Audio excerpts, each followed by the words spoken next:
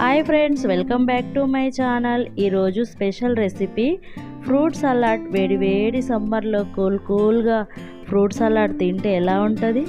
చాలా బాగుంటుంది కదా. ఇలా తయారు చేసుకుందాం.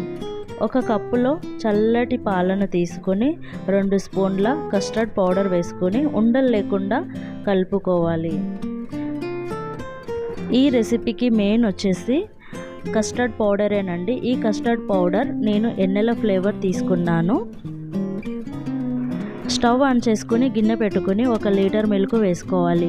ఈ మిల్క్ వేడైన తర్వాత 1 కప్పు షుగర్ వేసుకోవాలి. నాకు 1 కప్పు షుగర్ సరిపోతుంది. మీ టేస్ట్కు తగ్గట్టు మీరు షుగర్ని వేసుకోవచ్చు.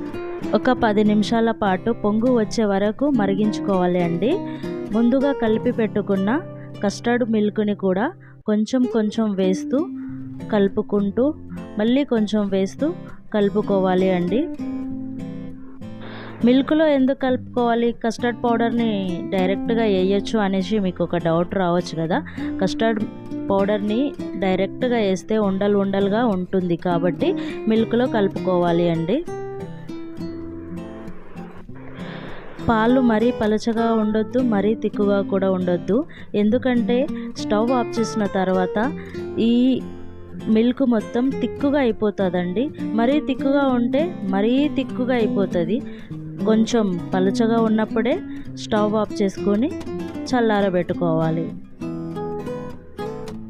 ఒక 2 నిమిషాలు ఉడికించుకున్న తర్వాత స్టవ్ ఆఫ్ చేసుకొని పక్కన పెట్టుకోవాలి. పాలు పూర్తిగా చల్లారిన తర్వాత ఒక బౌల్లోకి తీసుకుని, పూర్తిగా చల్లారిన తర్వాత మిల్క్ ఇలా ఉండాలండి.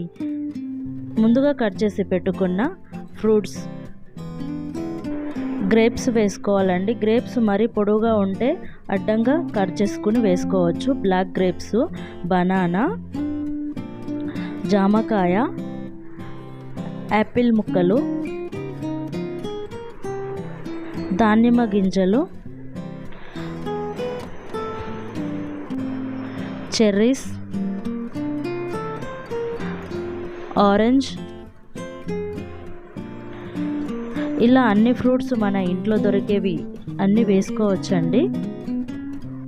ఈ ఫ్రూట్ సలాడ్ను ఒకసారి కలుపుకొని 2 అవర్స్ ఫ్రిడ్జ్లో పెట్టుకోవాలండి.